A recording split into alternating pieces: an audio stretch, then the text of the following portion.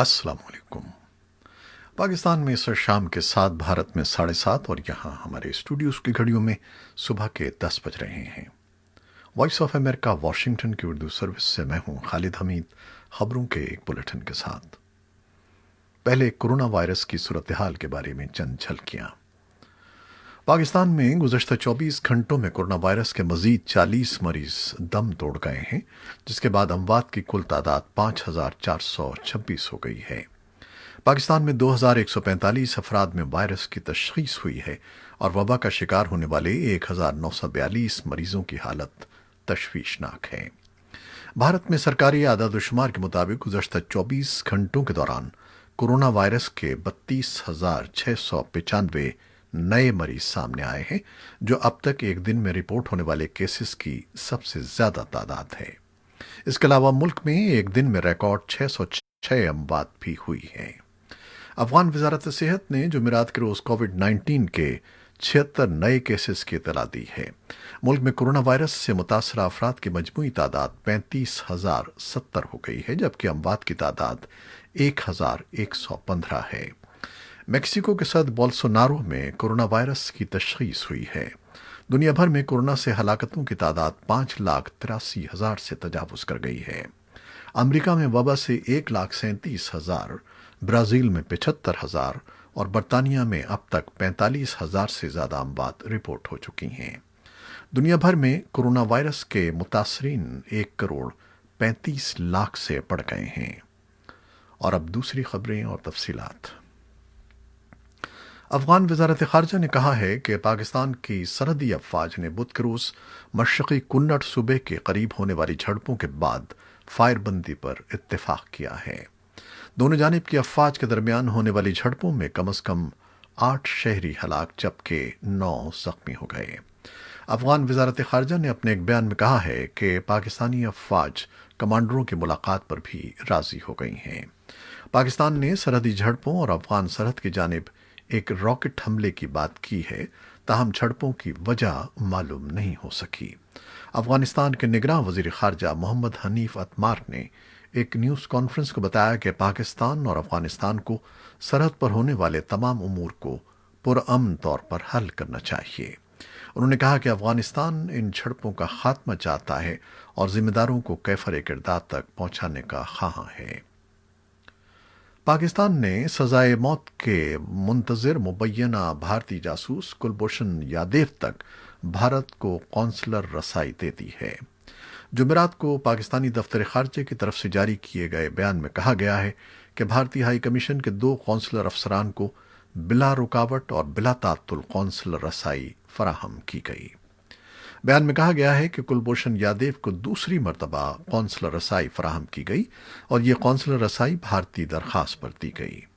पाकिस्तानी वजारत ख़ारजा के मुताबिक कुलभूषण को इससे कबल 2 सितंबर सन 2019 को कौंसलर रसाई फराहम की गई थी, जबकि 25 दिसंबर सन 2017 को कुलभूषण की उनकी वालिदा और अहलिया से भी मुलाकात करवाई गई थी।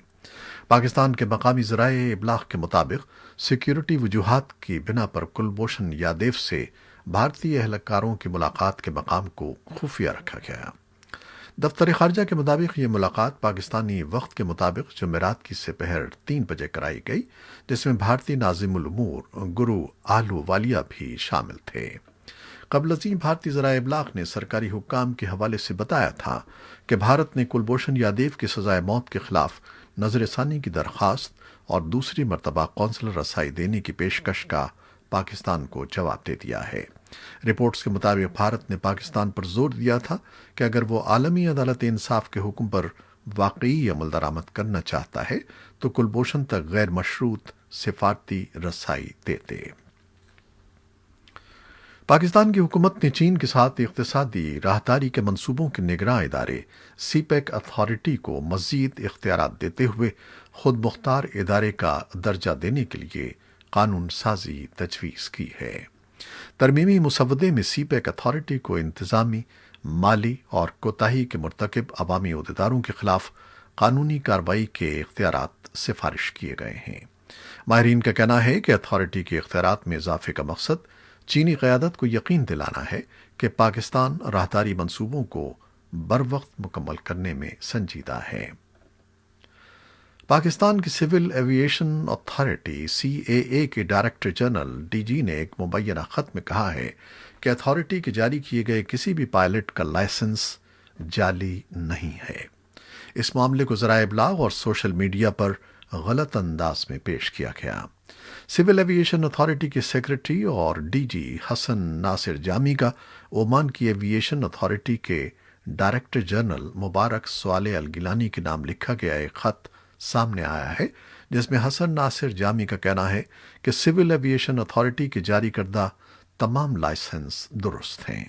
خط میں پاکستان سول ایویشن اتھارٹی کے ہوابازی کے حوالے سے کہا گیا ہے کہ حفاظتی اقدامات کے بارے میں آگاہ کیا گیا ہے۔ پاکستان کے وفاقی وزیر برائے ہوابازی غلام سرور خان کے جون کے آخر میں پارلیمان میں پائلٹس کے جعلی لائسنسوں کے بعد کئی ممالک میں پاکستانی پائلٹس کو پروازیں آپریٹ کرنے سے روک دیا گیا تھا۔ حسن ناصر جامی کے مطابق پاکستان کی ایویشن اتھارٹی میں اصلاحاتی عمل کا سلسلہ جاری ہے۔ مسافروں اور فضائی حفاظتی اقدامات کے لیے چند پائلٹوں کے لائسنسوں کی تصدیق کے لیے نوٹس لیا گیا ہے۔ ان کے بقول فوری طور پر پائلٹوں کے لائسنسوں کی فرانزک اسکروٹنی کی گئی ہے۔ پائلٹس کا کہنا ہے کہ ہمارا موقف درست تھا کہ تحقیقات کے بعد بات کی جاتی۔ PIA پائلٹس ایسوسی ایشن کے سیکرٹری جنرل عمران ناریجو نے وائس آف امریکہ سے بات کرتے ہوئے کہا کہ اپوزیشن وزیر کے غیر ذمہ دارانہ بیان نے ایئر لائن کو خطرے میں ڈال دیا اور اس کے اعتبار پر سوال اٹھائے گئے۔ پائلٹ ایسوسی ایشن نے مطالبہ کیا کہ وزیر غلام سرور خان کو استعفی دے دینا چاہیے، جنہوں نے پارلیمنٹ میں ایسا غیر ذمہ دارانہ بیان دیا۔ سپریم کورٹ میں سینئر صحافی مطیع اللہ جان کے خلاف توہین عدالت کے از خود نوٹس کیس کی سماعت کے بعد انہیں نوٹس جاری کر دیا گیا ہے۔ مطیع اللہ جان کی طرف سے جسٹس قاضی فائز عیسیٰ کیس کے فیصلے کے بعد کی جانے والی ٹویٹ پر اسلام آباد ہائی کورٹ نے ایک وکیل کی طرف سے دی گئی درخواست کو یہ کہہ کر مسترد کر دیا کہ سپریم کورٹ کے معزز جج صاحبان کی ساکھ کسی شک و شبہ سے پاک ہے۔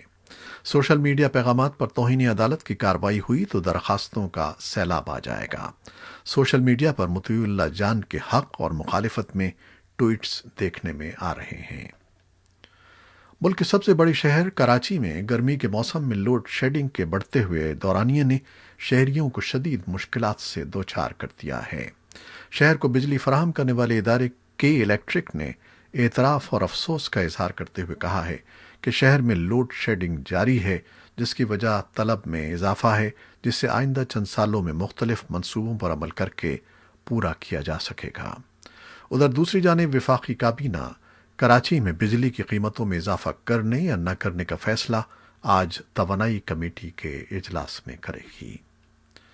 امریکی محکمہ خارجہ نے ایک بیان میں کہا ہے کہ امریکہ نے 1 جولائی سن 2020 کو بچوں کے بین الاقوامی اغوا کے شہری پہلوؤں سے متعلق 1980 کے ہیگ کنونشن میں پاکستان کی شمولیت کو تسلیم کر لیا ہے۔ اس معاہدے پر 1 اکتوبر سے عمل شروع ہوگا۔ بیان کے مطابق دونوں ملکوں کے درمیان بچوں کی تحویل کے مقدمات کا فیصلہ بین الاقوامی تسلیم شدہ قانونی طریقہ کار کے مطابق کیا جائے گا۔ اس معاہدے سے امریکہ اور پاکستان کی شراکت کے ایک نئے روشن باب کا اضافہ ہوگا اور دونوں ملک بچوں کے تحفظ کے لیے اپنی مشترکہ ذمہ داریاں انجام دیں گے۔ محکمہ خارجہ کا کہنا ہے کہ والدین کے درمیان بچوں کی تحویل سے متعلق تنازعات سے بچنا اور بین الاقوامی مقدمات کو حل کرنا اس کی اعلیٰ ترجیحات میں شامل ہے۔ ہیگ کنونشن بچوں کا بین الاقوامی سطح پر اغوا اور ان کی محفوظ واپسی ممکن بنانے میں کلیدی اہمیت رکھتا ہے۔ اس کنونشن کے تحت امریکہ کے اب 80 شراکت دار ہیں۔ محکمہ خارجہ کا بچوں سے متعلق شعبہ امریکہ میں اس کنونشن کے تحت مرکزی انتظامیہ کا کردار نبھاتا ہے۔ بیان میں کہا گیا ہے کہ امریکہ بین الاقوامی سطح پر بچوں کی تحویل کے معاملات حل کرنے کی اس عالمی کوشش میں نئے شراکت دار کی حیثیت سے پاکستان کا خیر مقدم کرتا ہے۔ افغانستان کے قائم مقام وزیر خارجہ حنیف اتمار نے کہا ہے کہ افغان حکومت نے طالبان کے کل 5000 قیدیوں میں سے 600 قیدیوں کو اس لیے رہا نہیں کیا ہے کیونکہ بعض ممالک کو ان کی رہائی کے حوالے سے تحفظات ہیں۔ تاہم انہوں نے کہا کہ افغان حکومت امریکہ طالبان سمجھوتے کی روح سے طالبان کے 5,000 قیدیوں کو رہا کرنے کے لیے تیار ہے، بشرطے کہ طالبان بقیہ قیدیوں کی متبادل فہرست فراہم کرتے ہیں۔ انہوں نے ایک نیوز کانفرنس کے دوران کہا کہ دنیا کے متعدد ممالک افغانستان پر دباؤ ڈال رہے ہیں کہ مذکورہ 600 طالبان قیدیوں میں سے کچھ کو رہا نہ کیا جائے، کیونکہ ان قیدیوں نے ان ممالک کے شہریوں کو قتل کیا تھا۔ طالبان کا اصرار ہے کہ معاہدے کے تحت تمام کے تمام 5,000 قیدیوں کو رہا کیا جائے۔ حنیف اتمار نے مزید کہا کہ دنیا کے درجن بھر ممالک نے انٹرا افغان مذاکرات کی میزبانی کی پیشکش کی ہے، تاہم انہوں نے کہا کہ ابتدائی اجلاس قطر میں ہوگا۔ چین کے ساتھ کشیدگی کے باوجود امریکہ نے کورونا وائرس کے باعث وطن واپس بلائے گئے مزید 100 سفارتکاروں اور ان کے اہل خانہ کو دوبارہ چین بھیج دیا ہے۔ خبر رساں ادارے رائٹرز کے مطابق واشنگٹن ڈی سی کے قریب واقع ڈیلس ایئرپورٹ سے خصوصی چارٹر طیارہ بدھ کو جنوبی کوریا کے دارالحکومت سول کے لیے روانہ ہوا تھا، جہاں سے انہیں طبی سہولیات سے آراستہ طیارے کے ذریعے چین کے شہر گوانگژو بھیجا گیا۔ امریکہ نے فروری میں کورونا وبا کے باعث چین کے مختلف شہروں میں تعینات اپنے 1,200 کے لگ بھگ سفارتی عملے کو واپس بلوا لیا تھا۔ رپورٹس کے مطابق امریکہ چین کے ساتھ ناکام تجارتی مذاکرات اور ہانگ کانگ سے متعلق اس کی متنازعہ قانون سازی کے باوجود اپنا تمام سفارتی عملہ چین میں تعینات کرنا چاہتا ہے۔ امریکی حکام کا کہنا ہے کہ آنے والے دنوں میں مزید خصوصی پروازوں کے ذریعے باقی ماندہ سفارتی عملے کو بھی چین بھجوایا جائے گا۔ یمن کے شمالی صوبے الجوف میں بدھ کے روز ہونے والے فضائی حملوں میں کم از کم 7 افراد ہلاک ہو گئے ہیں۔ تاہم علاقے کے مقامی شہریوں اور حوثی باغیوں کے عہدیدار سے ملنے والی اطلاعات کے مطابق ہلاکتوں کی تعداد 9 ہے۔ حوثی باغیوں کے ایک ترجمان نے بتایا ہے کہ سعودی قیادت والے اتحاد نے تازہ کارروائی میں الجوف صوبے میں ایک رہائشی علاقے کو اپنے فضائی حملے کا نشانہ بنایا۔ چند روز قبل اتحاد نے شمال مغربی علاقے حجہ کو نشانہ بنایا تھا۔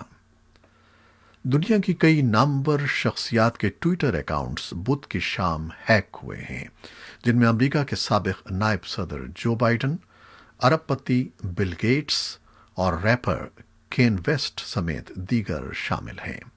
امریکہ کے سابق صدر براک اوباما، ٹیسلا کے ارب پتی سربراہ ایلن مسک، امیزون کے بانی چیف بوزورگ کے علاوہ اوبر اور ایپ کے کارپوریٹ اکاؤنٹس بھی ہیک ہوئے ہیں، جن کے ذریعے ہیکرز نے بٹن کوائن خریدنے کا پیغام بھیجا تھا۔ فوری طور پر معاملے کی واضح وجوہ کا پتہ نہیں لگ سکا، لیکن ایسا لگتا ہے کہ یہ معاملہ کسی ایک اکاؤنٹ یا ایک سروس تک محدود نہیں ہے۔ اس کی وجہ سے شیئر مارکیٹ کاروبار بند ہونے پر ٹویٹر کے حصص میں تقریباً 4% کی کمی واقع ہو چکی ہے۔ ایک ای میل میں ٹویٹر نے بتایا ہے کہ معاملے پر غور کیا جا رہا ہے اور جلد ہی اس پر تفصیلی بیان جاری کیا جائے گا۔ قطر نے فیفا ورلڈ کپ سن 2022 کے شیڈول کا اعلان کر دیا ہے، جس کے مطابق ایونٹ کا آغاز 21 نومبر کو جبکہ فائنل 18 دسمبر کو کھیلا جائے گا۔ کسی عرب ملک کی میزبانی میں ہونے والے اس پہلے ورلڈ کپ میں 32 ٹیمیں حصہ لیں گی۔ یہ تھیں وہ خبریں جو فیس بک لائیو پر ہم نے آپ کے لیے پیش کی۔ ہماری ویب سائٹ اور یوٹیوب پر یہ بلیٹن پوسٹ کر دیا جاتا ہے، جسے آپ بعد میں دیکھ سکتے ہیں۔ خالد حمید کو اب اجازت دیجیے گا۔ اللہ حافظ۔